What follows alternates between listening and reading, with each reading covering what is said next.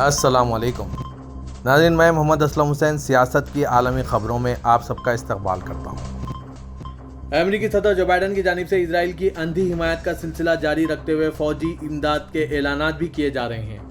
بین الاقوامی خبررساں ادارے کی رپورٹ کے مطابق متعدد امریکی اعلیٰ حکام کے استعفوں کے بعد امریکی تھنک ٹینک کی جانب سے بھی اس عمل کی مخالفت کی گئی ہے۔ انسٹی ٹیوٹ فار پالیسی اسٹڈیز نے اسرائیل کی مزید فوجی مدد کی مذمت کی ہے، جبکہ این پی پی کی جانب سے جو بائیڈن کی اسرائیل کے لیے امریکی امداد اربوں ڈالر تک بڑھانے پر تنقید کی گئی۔ انسٹی ٹیوٹ فار پالیسی اسٹڈیز کے جاری بیان میں کہا گیا ہے کہ غزہ میں بڑے پیمانے پر مصائب دنیا کے سامنے ہیں۔ اسرائیلی حکومت عالمی قوانین کی بے توقیری میں مصروف ہے۔ این پی پی کے مطابق امریکہ کو اس حالات میں اضافی فوجی امداد یا ہتھیار نہیں دینے چاہیے، بلکہ امریکہ کو جنگ بندی کا مطالبہ کرنے کی سفارتی طاقت استعمال کرنی چاہیے۔ واضح کہ اسرائیلی فوج نے لبنانی شہر کو خالی کرنے کا حکم جاری کیا ہے۔ اسرائیلی فوج کے ایک بیان میں کہا گیا ہے کہ تھوڑی دیر پہلے شہر کریات شمونا کے میئر کو فیصلے سے آگاہ کر دیا گیا ہے۔ اس منصوبے کا انتظام مقامی اتھارٹی، وزارت سیاحت اور وزارت دفاع کریں گے۔ حماس کے عسکری ونگ القسام بریگیڈ کے ترجمان نے کہا ہے کہ گروپ نے انسانی بنیادوں پر 2 امریکی یرغمالیوں کو رہا کر دیا ہے۔ القسام بریگیڈرز کے ترجمان ابو عبیدہ نے اپنے ٹیلی گرام اکاؤنٹ پر اپنے بیان میں کہا کہ انہوں نے قطر کی کوششوں کے جواب میں امریکی ماں بیٹی کو رہا کیا ہے۔ انہوں نے مزید کہا کہ اس اقدام کا مقصد امریکی عوام اور دنیا کو یہ ثابت کرنا ہے کہ جو بائیڈن اور اس کی فاشسٹ انتظامیہ کے دعوے جھوٹے اور بے بنیاد ہیں۔ قسام بریگیڈ کے ترجمان نے پہلے کہا تھا کہ ان کے قبضے میں 200 سے 250 کے درمیان قیدی ہیں۔ دوسری جانب اسرائیلی حکام نے تصدیق کی ہے کہ حماس کی جانب سے 2 امریکی یرغمالیوں کو رہا کیا گیا ہے۔ ایک اسرائیلی اہلکار کے مطابق رہائی حماس کی طرف سے اٹھایا گیا ایک طرفہ قدم تھا اور یہ کسی معاہدے کے حصے کے طور پر نہیں کیا گیا، بلکہ انسانی بنیادوں پر رہا کیا گیا ہے۔ انسانی امداد کے ٹرک آج ہفتے کے روز مصر میں رفح کراسنگ سے محصور غزہ کی پٹی میں داخل ہونے لگے ہیں۔ حماس کے میڈیا آفس نے کہا کہ امدادی قافلے میں 20 ٹرک شامل تھے، جن میں ادویات، طبی سامان اور خوراک کی ایک محدود مقدار تھی۔ ورلڈ ہیلتھ آرگنائزیشن یعنی WHO نے اطلاع دی ہے کہ آج ہفتے کے دوپہر 7 ٹرک غزہ کے اندر پہنچنا شروع ہو گئے ہیں۔ سپلائز میں 1200 افراد کے لیے صدمے کی ادویات، زخمی مریضوں کے موقع پر استحکام کے لیے 235 پورٹل ٹراما بیگ شامل تھے۔ WHO نے کہا کہ اس نے مصری اور فلسطینی ہلال احمر سوسائٹیوں کے ساتھ مل کر سامان کے محفوظ گزرگاہ کو یقینی بنانے کی تصدیق کی ہے۔ مصر کے سرکاری ٹی وی نے ایسے ٹرک دکھائے جو مصر کے جزیرے نما سینائی سے سرحدی علاقے میں داخل ہونے کے لیے کئی دنوں سے انتظار کر رہے تھے۔ اسرائیلی فوج نے القدس اسپتال کو خالی کرنے کا الٹیمیٹم دیتے ہوئے نتائج بھگتنے کی دھمکی دی ہے۔ القدس اسپتال میں 8000 بے گھر فلسطینیوں نے پناہ لے رکھی ہے۔ تفصیلات کے مطابق اسرائیل کی غزہ پر بمباری 15ویں دن بھی جاری رہی۔ صہیونی فورسز کی جارحیت انتہا کو پہنچ گئی ہے۔ اسرائیلی فوج نے القدس اسپتال کو خالی کرنے کا الٹیمیٹم دے دیا اور دھمکی دی ہے کہ اسپتال خالی کرو ورنہ نتائج بھگتنا ہوگا۔ القدس اسپتال میں 8000 بے گھر فلسطینیوں نے پناہ لے رکھی ہے۔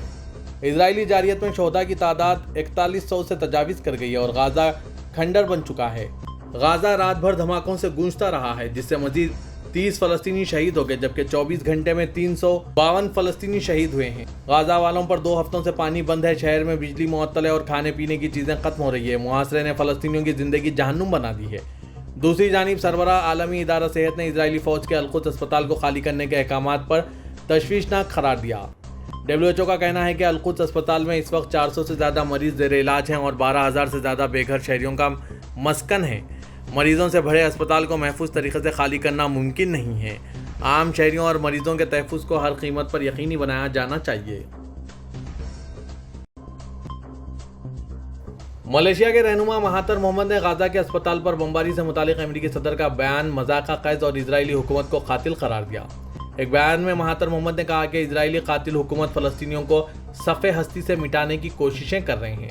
انہوں نے کہا کہ اسرائیل کی حمایت میں جو بائیڈن کا بیان نیتن یاہو اور پینٹاگون کے تاثرات پر مبنی ہے۔ مہاتر محمد کا کہنا تھا کہ اسرائیل اور اس کی IDF وہ دہشت گرد ہیں۔ انہوں نے کہا کہ امریکہ کھلم کھلا دہشت گردوں کی حمایت کر رہا ہے۔ واضح ہے کہ اب تک غزہ پر جاری اسرائیلی بمباری میں 1500 سے زائد بچوں سمیت شہید فلسطینیوں کی تعداد 4100 سے تجاوز کر گئی ہے، جبکہ 14000 سے زائد فلسطینی اسرائیلی بربریت کا شکار ہو کر زخمی ہوئے ہیں۔ اسرائیلی فوج کی بمباری میں غازہ کے 30% مکانات تباہ ہو گئے ہیں، جبکہ بے گھر ہونے والے فلسطینیوں کی تعداد بھی 10 لاکھ سے تجاوز کر گئی ہے۔ اسرائیلی فوج نے جنوبی لبنان میں حزب اللہ کے ٹھکانوں کو نشانہ بنایا۔ ایک اخبار کی اطلاع کے مطابق اسرائیلی طیاروں نے گزشتہ روز حزب اللہ کی جانب سے ٹینک میزائلوں سے کیے گئے حملوں کے جواب میں تنظیم سے تعلق رکھنے والے فوجی اہداف کو نشانہ بنایا۔ اہداف میں حزب اللہ کی جانب سے آپریشنل اور بنیادی ڈھانچے کی ضروریات کو پورا کرنے کے لیے استعمال کیے جانے والے متعدد ملٹری کمپلیکس کے ساتھ ساتھ سرحدی علاقے میں ٹینک شکن میزائل لانچنگ سسٹم شامل تھا۔ حزب اللہ سے وابستہ المنار ٹیلی ویژن نے اعلان کیا کہ اسرائیلی فوج نے جنوبی لبنان میں آیت شعب، رب التیتان اور دیگر مقامات پر بمباری کی۔ متحدہ عرب امارات کے صدر شیخ محمد بن زاید ال نہیان کو امریکی وزیر دفاع لائیڈ آسٹن کا ایک فون کال موصول ہوا۔ سرکاری خبررساں ایجنسی وام نے یہ اطلاع دی۔ انہوں نے دونوں ممالک کو باندھنے والے اسٹریٹجک تعلقات کے حصے کے طور پر دفاعی معاملات میں متحدہ عرب امارات اور امریکہ کے درمیان تعاون پر تبادلہ خیال کیا۔ بیان میں مزید کہا گیا ہے کہ انہوں نے سنگین علاقائی پیش رفتوں اور بڑھتی ہوئی کشیدگی پر بھی توجہ دی، جس سے تشدد اور عدم استحکام کو بڑھاوا دینے، مشرق و سطح میں سلامتی کو نقصان پہنچانے اور امن کے حصول کے امکانات کو خطرے میں ڈالنے کا خطرے پر بات کی۔ شیخ محمد بن زاید ال نہیان نے بین الاقوامی انسانی قانون کے مطابق شہریوں کی جانوں سے تحفظ کی ترجیح پر زور دیا اور غازہ میں شہریوں کو درپیش انسانی حالات کے پیش نظر غازہ کی پٹی تک امداد اور طبی امداد پہنچانے کے لیے فوری انسانی راہداریوں کو محفوظ بنانے کی ضرورت پر زور دیا۔ سعودی ولی عہد شہزادہ محمد بن سلمان سے فرانسیسی صدر ایمانوئل مائکرون اور کینیڈا کے وزیر اعظم جسٹن ٹروڈو نے ٹیلی فون پر رابطہ کیا۔ سعودی پریزیڈنسی کے مطابق الگ الگ ٹیلی فون کالز میں سعودی ولی عہد نے غازہ کی موجودہ صورتحال پر تبادلہ خیال کیا ہے۔ انہوں نے خطے کی امن و سلامتی اور استحکام کے لیے کشیدگی ختم کرنے کی اہمیت پر زور دیا۔ انہوں نے پرامن نہتے شہریوں کو کسی بھی صورت میں نشانہ بنانے کو سختی سے مسترد کیا۔ ولی عہد شہزادہ محمد بن سلمان نے کہا کہ غازہ میں جاری عسکری کارروائیاں فوری طور پر روک دی جائیں، عالمی انسانی حقوق کا احترام کیا جائے اور شہری بنیادی ڈھانچوں کے علاوہ انسانی ضرورت فراہم کرنے والی چیزوں کو نقصان نہ پہنچایا جائے۔ ولی عہد نے کہا کہ علاقے میں دائمی امن و استحکام کے لیے انصاف کی بنیادوں پر فلسطینی ریاست کا قیام ضروری ہے۔ سعودی وزیر خارجہ شہزادہ فیصل بن فرحان نے غازہ سے فلسطینیوں کی جبری نقل مکانی کو سختی سے مسترد کر دیا۔ انہوں نے یقین دلایا کہ سعودی عرب جائز حقوق کے حصول تک فلسطینی عوام کے ساتھ کھڑا ہے۔ سابق ویب سائٹ کے مطابق انہوں نے یہ بات مصری دارالحکومت قاہرہ میں منعقد امن کانفرنس سے خطاب کرتے ہوئے کہی ہے۔ سعودی وزیر خارجہ شہزادہ فیصل بن فرحان ولی عہد شہزادہ محمد بن سلمان کی نیابت کرتے ہوئے قاہرہ امن کانفرنس میں شریک ہیں۔ وزیر خارجہ نے کہا ہے کہ کشیدگی کے خاتمے کے لیے سلامتی کونسل کی اب تک کی ناکامی پر افسوس ہے۔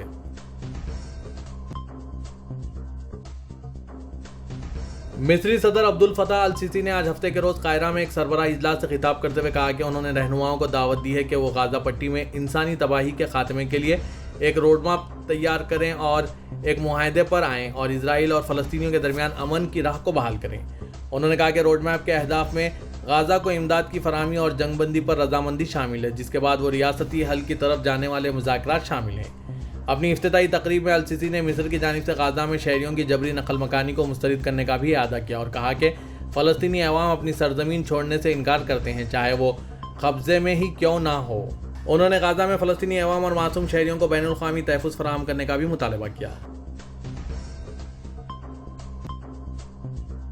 صدر ترکی رجب طیب اردوغان نے نیٹو کے سیکرٹری جنرل برگ سے ٹیلی فون پر بات کی۔ ایوان صدر کے محکمہ اطلاعات کی طرف سے جاری کردہ بیان کے مطابق اس بات چیت میں غازہ کی تازہ ترین صورتحال، انسانی حقوق کی خلاف ورزیوں کو روکنے کے لیے کیا کرنے کی ضرورت اور معصوم شہریوں تک انسانی امداد کی بلا تعطل ترسیل پر تبادلہ خیال کیا گیا۔ ملاقات کے دوران صدر اردوغان نے کہا کہ مغربی ممالک کے رویوں سے غازہ میں انسانی حقوق کی خلاف ورزیوں میں اضافہ ہو رہا ہے، اس بات پر زور دیتے ہوئے کہ اسرائیل کو روکنے کی کوششوں میں ممالک کی ناکامی ناقابل تلافی نتائج کا باعث بنے گی۔